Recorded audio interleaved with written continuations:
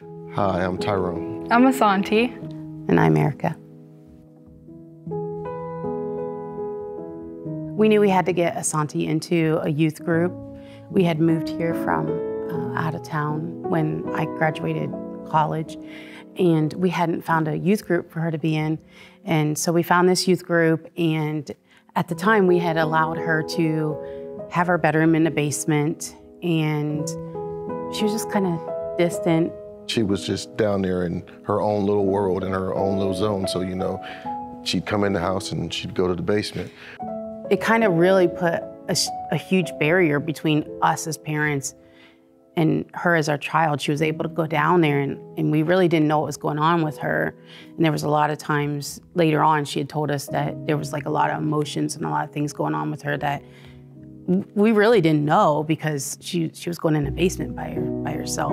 I had one life, and it was like school and like those friends, and then it was like my faith side and like church. And I think like I really like that it's all together now, because like there's no point in having two different ones, because then you have to pick one all the time.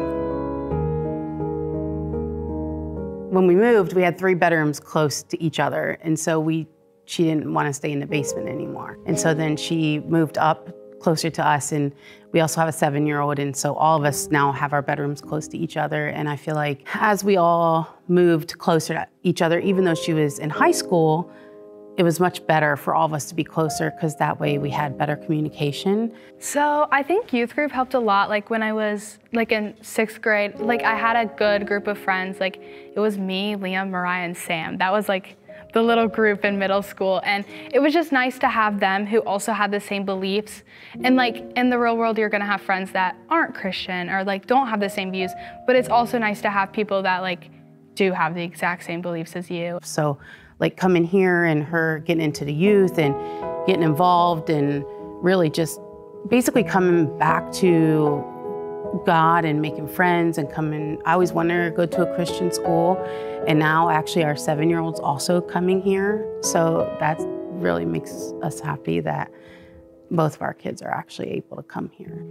Well, for me personally, I've had to focus more on God. So I've started devotionals, so I'm doing devotionals by myself, and then plus I've recently started working over the weekends, so I'm not able to go to church on the weekends, but because as of COVID and everything became more available online, so I'm able to stream church services, and I'm getting that, so I'm getting that focus on, and it's just helping to build my character with Him, and my faith is growing stronger with Him.